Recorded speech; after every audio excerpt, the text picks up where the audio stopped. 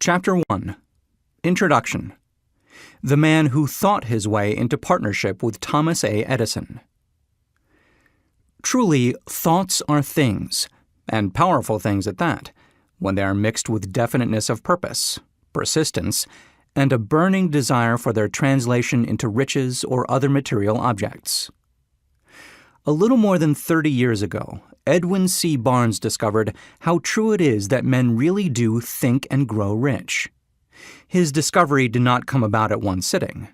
It came little by little, beginning with a burning desire to become a business associate of the great Edison. One of the chief characteristics of Barnes's desire was that it was definite. He wanted to work with Edison, not for him. Observe carefully the description of how he went about translating his desire into reality, and you will have a better understanding of the 13 principles which lead to riches. When this desire or impulse of thought first flashed into his mind, he was in no position to act upon it. Two difficulties stood in his way. He did not know Mr. Edison, and he did not have enough money to pay his railroad fare to Orange, New Jersey. These difficulties were sufficient to have discouraged the majority of men from making any attempt to carry out the desire. But his was no ordinary desire. He was so determined to find a way to carry out his desire that he finally decided to travel by blind baggage rather than be defeated. To the uninitiated, this means that he went to East Orange on a freight train. He presented himself at Mr. Edison's laboratory and announced he had come to go into business with the inventor. In speaking of the first meeting between Barnes and Edison years later, Mr. Edison said, "He stood there before me, looking like an ordinary tramp. But there was something in the expression of his face which conveyed the impression that he was determined to get what he had come after." I had learned from years of experience with men that when a man really desires a thing so deeply that he is willing to stake his entire future on a single turn of the wheel in order to get it, he is sure to win. I gave him the opportunity he asked for because I saw he had made up his mind to stand by until he succeeded. Subsequent events proved that no mistake was made. Just what young Barnes said to Mr. Edison on that occasion was far less important than that which he thought. Edison himself said so. It could not have been the young man's appearance which got him his start in the Edison office, for that was definitely against him. It was what he thought that counted. If the significance of this statement could be conveyed to every person who hears it, there would be no need for the remainder of this book. Barnes did not get his partnership with Edison on his first interview. He did get a chance to work in the Edison offices, at a very nominal wage, doing work that was unimportant to Edison, but most important to Barnes, because it gave him an opportunity to display his merchandise where his intended partner could see it. Months went by. Apparently nothing happened to bring the coveted goal which Barnes had set up in his mind as his definite major purpose. But something important was happening in Barnes's mind. He was constantly intensifying his desire to become the business associate of Edison. Psychologists have correctly said that when one is truly ready for a thing, it puts in its appearance. Barnes was ready for a business association with Edison. Moreover, he was determined to remain ready until he got that which he was seeking. He did not say to himself, well, what's the use?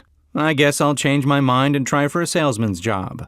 But he did say, I came here to go into business with Edison, and I'll accomplish this end if it takes the remainder of my life. He meant it.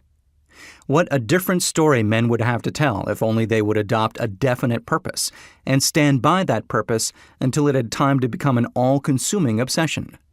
Maybe young Barnes did not know it at the time, but his bulldog determination, his persistence in standing back of a single desire, was destined to mow down all opposition and bring him the opportunity he was seeking. When the opportunity came, it appeared in a different form and from a different direction than Barnes had expected. That is one of the tricks of opportunity.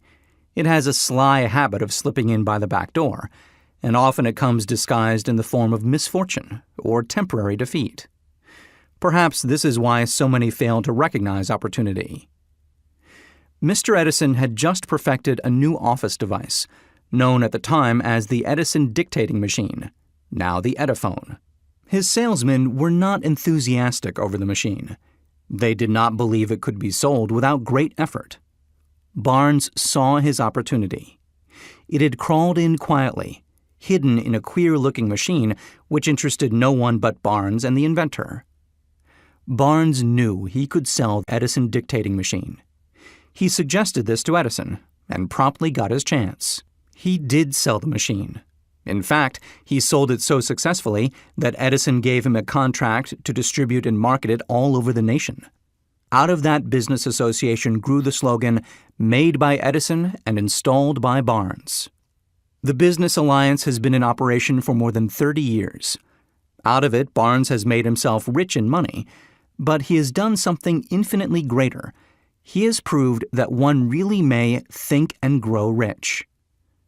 How much actual cash that original desire of Barnes's has been worth to him, I have no way of knowing. Perhaps it has brought him $2 or $3 million. But the amount, whatever it is, becomes insignificant when compared with the greater asset he acquired in the form of definite knowledge that an intangible impulse of thought can be transmuted into its physical counterpart by the application of known principles. Barnes literally thought himself into a partnership with the great Edison. He thought himself into a fortune. He had nothing to start with except the capacity to know what he wanted and the determination to stand by that desire until he realized it. He had no money to begin with. He had but little education. He had no influence. But he did have initiative, faith, and the will to win.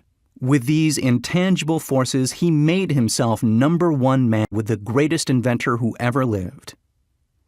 Now, let us look at a different situation and study a man who had plenty of tangible evidence of riches, but lost it because he stopped 3 feet short of the goal he was seeking.